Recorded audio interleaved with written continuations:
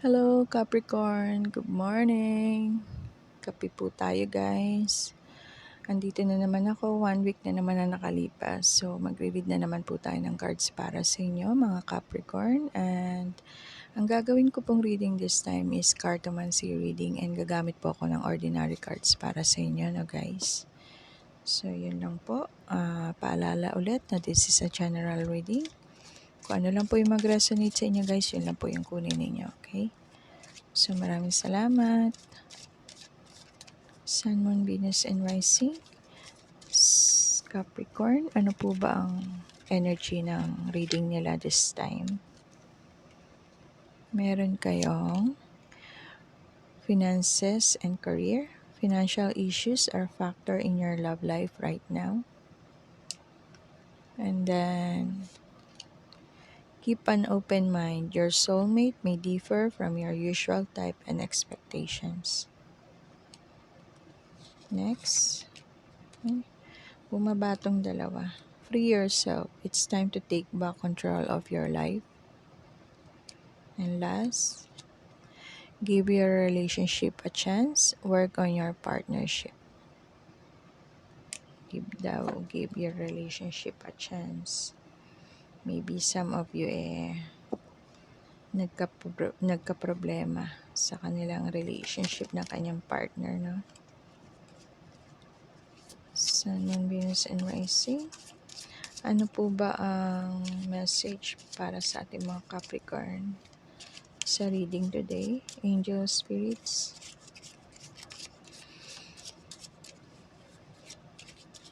Okay. Ano po ba ang message? Ayaw bumaba ng cards guys. Magpupul na lang ako. Meron kayong 9 of Hearts. Queen of Hearts. Wow. Baliktad. Si Queen of Hearts. Wow. Jack of Hearts. Ano ba to? Soulmate ba kayo guys? Medyo bata sa inyo yung person nyo. And then 6 of Spades. 8 of Spades. 4 of Diamond. 6 of Diamond. 7 of Hearts. 5 of Hearts. Oh my goodness. Puro hearts. And Jack of Diamond. Okay. May 3 person sa reading nyo. Capricorn. And then bottom of the deck natin is 4 of Hearts. Okay, someone na feeling discontent, no? Hindi kontento sa kanyang everyday life. Okay, and yung iba sa inyo may pag-change ng journey. Okay, or maybe may mga plano na mag-travel pero hindi na natuloy. Okay, kung yung iba naman may plano kayo ng person mo mag-travel pero hindi na natuloy na kayo yung magkasama dalawa. Pwedeng change of plan na kayo. Yung isa na lang na nag-travel, hindi na sumama, hindi na kasama yung isa.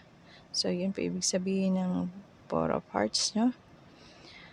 So, meron kayong 3 person dito. Si Queen of Hearts and Jack of Hearts. Wow. Ito si Jack of Hearts is good friend po ninyo siya, no? Very honest, attractive, nice, and very generous siyang klase ng tao. And yung person na to napakabait sa inyo. No? Mga Capricorn, meron kayong person na mas bata sa inyo na mabait sa inyo. Okay? And pwede rin na itong person na to, itong kaibigan nyo na to hindi nyo alam nagkakaroon na siya ng lihim na gusto sa inyo. Pagtingin. Okay? And then meron kayong Queen of Hearts. Ito naman po yung person na to, very kind, sincere, loving woman. Okay? Malambot ang kanyang puso. Meaning, pagka humingi ka ng sorry, papatawarin ka na niya kaagad, okay? And very, caring, mapagmahal, okay? Siya yung babae na o person, pwede nyo i-apply kung lalaki yung person nyo kay Queen of Hearts. Kung gano'n yung ugali niya, no? Siya yung tao na magandang pakasalan. Okay, guys? Very sincere. Kung kaibigan nyo naman siya, kung meron kayong kaibigan na ganong klaseng ugali, sincere friend nyo siya, okay? Or pwedeng some of you kung may ganong ugali sa nearest relative ninyo, no guys? Okay? So, some of you nakakaranas ng unconditional love sa kanilang person. Okay, guys? Or kayo, kaya nyong ibigay yung unconditional love sa person ninyo. Pwede pong gano'n na, guys. And then, meron kayong Jack of Diamonds. Okay. Okay, this card pong ibig sabihin someone na kayo po ay makaka-receive ng big news about sa inyong relationship. Okay, maybe kung nagkakaroon kayo ng tampuhan, di kayo nag-uusap, yung person na yun magsisend sa inyo ng message or tatawagan kayo, phone calls. Okay, guys?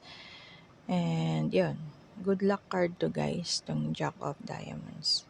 Okay, guys? And pwede rin siyang um, masayahing tao, guys. Pwede rin, masayahing tao si Jack of Diamonds. Okay. So, meron kayong 9 of Hearts. Ito po ay happy card, no? Some of you very satisfied na sa kanyang life this time. And some of you merong malalim na pagmamahal maybe sa inyo o kayo yung may malalim na pagmamahal sa person nyo. Okay? So, pwede pong gano'n, no? Or some of you sa friendship naman, maybe mas lumalalim na yung pagiging magkaibigan ninyo ng kaibigan mo, no, guys? So, yun din po ibig sabihin nito.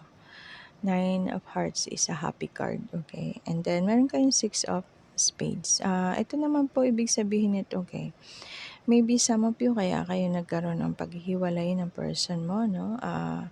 Maybe some of you ay nakaranas ng minor infidelities, okay? Pagtataksil. Pero hindi pa naman ganun kaseryoso yung kanyang pagtataksil. Minor pa lang naman. Or, yun, cheating, okay? So, kaya nagkaroon ng paghihiwalay na, guys. Some of you nahiwalay na. And then, 8 of Spades po. Ito po ay parang warning sign din, no? Na some of you pwedeng magkasakit, magkaroon ng injuries or infections. Okay, guys? And, yun nga, pwedeng may person sa life ninyo na mapanlin lang. Okay, guys? So, be aware. Maging ano kayo, guys, alerto sa mga person na napapalapit sa inyo, no, guys? Baka hindi nyo alam, ginagamit lang pala kayo or player yung person na yan. Okay, guys? So, maging aware po kayo. Okay, guys? And then, meron kayong 4 of Diamonds. Okay. So, dahil merong paghihiwalay, dahil sa pagtataksil, someone is magkakaroon na ng pag-amin, important revelations, okay? Kaya gusto ng reconciliation, gustong bumalik, guys, ng person mo. And then, meron kayong 6 of Diamonds. Okay, this card is breakup nga to, no? So, pwedeng yung person lumayo sa inyo. Okay, guys? Pwedeng ganun na nangyari. Dahil siguro binrake nyo, kaya lumayo itong person sa inyo. Okay, guys? Pero gusto ng person nyo makipag-reconcile. And sasabihin niya na meron siya sasabihin sa inyo na importante, important revelations. Maybe kung nagsinungaling dahil sa pagtataksil, maybe aamin na siya sa kanyang ginawa, no? Kasalanan niya. And then, meron kayong 7 of Hearts. Ang ibig sabihin naman po nito ayun nga, sabi ko sa inyo kanina, merong lihim na nagmamahal sa inyo. Maybe yung good friend ninyo.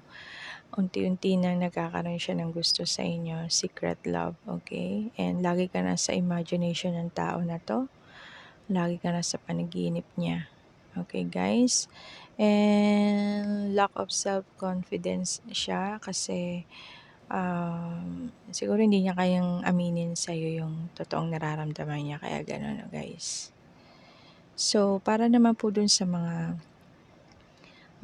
magre-resign sa kanilang work, puwede rin pong, um, 7 of Hearts, puwede rin po itong warning sign, okay, na hindi maganda yung, kung ngayon, magre-resign kayo sa work niyo, hindi maganda, this is not the right time na mag-resign kayo, guys. Parang warning sign 'to na hindi okay na mag-resign kayo this time sa work ninyo kung kayo ay may plano mag-resign, okay, guys? So, yun po ibig sabihin ng 7 of Hearts. And then 5 of Hearts, okay, some of you, siguro kung makipagbalikan sa inyo yung person ninyo, mag-offer na siya ng marriage, okay? And I feel na yung isa rin sa reason na pinag-awayan ninyo is jealousy, okay guys? Pero yung person mo gusto bumalik at I feel na kung hindi pa kayo kasal, i-offer niya yung marriage sa'yo, okay? Or pwedeng sa mga naghiwalay na kasal na, okay? Kaya may marriage card dito. Okay? So, yun lang yung nakita natin sa cards nyo, mga Capricorn, no? So, yun. Babalik pa yung person ninyo. Okay? May slight, minor na pagtataksil ang person. So, yun lang guys yung atin nakita, no? Mag-pull tayo ng cards dito sa Twin Flame deck. Twin Flame Union deck. Sun, Moon, Venus, and Rising. Ano po yung para kay Capricorn? Message. Okay. Ayun nga guys. Deception, mask, illusion, duplicity, look beyond the superficial. Ayun sasabi ko sa inyo guys na maging aware kayo kasi may person na malapit sa inyo na hindi nyo alam nililin lang kayo guys. And then, 5th dimension, intuitive communication, you are connected at the soul level. Okay, guys. So, maybe malalim na yung pagkakakilanlan ninyo ng person na to. And then, feminine, your divine feminine, you're seeking her twin or soulmate. Okay, nahanap na kayo ng person nyo, guys.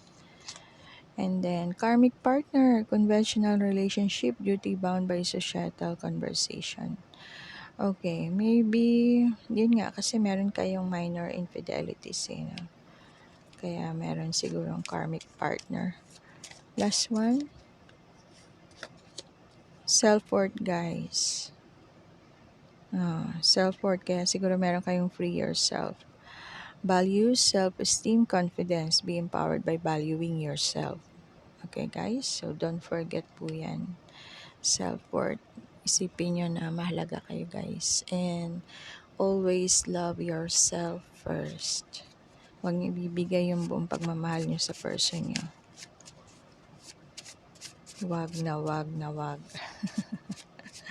Kasi kayo yung makakawawa pagdating ng oras. Tapos iiwanan kayo.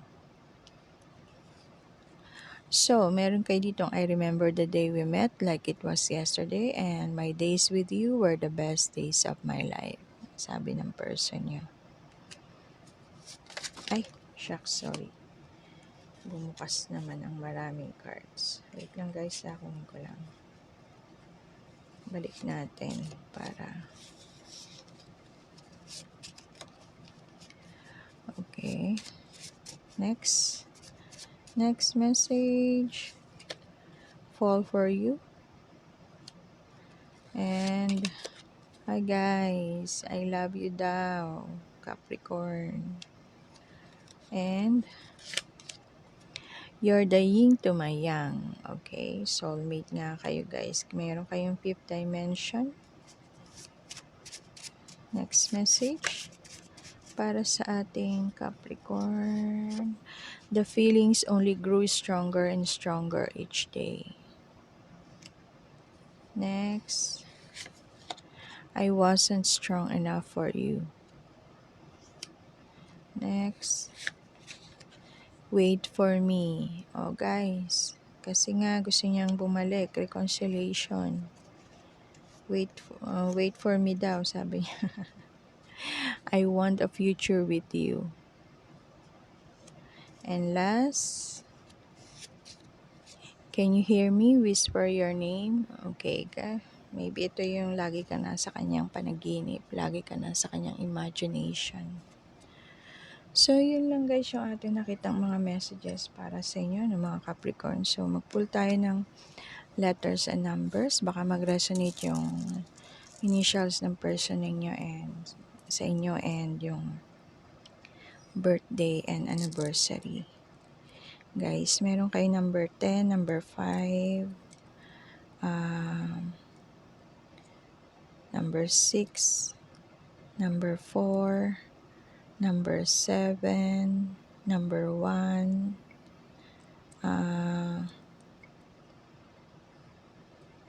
so yun lang yung numbers, 7, 1, 4, 6, 5, 10, and letter P, T, Q, S, E, M.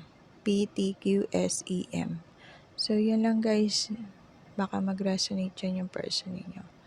So, yun lang po muna yung reading natin para sa inyo mga Capricorn. No? See you next reading, guys.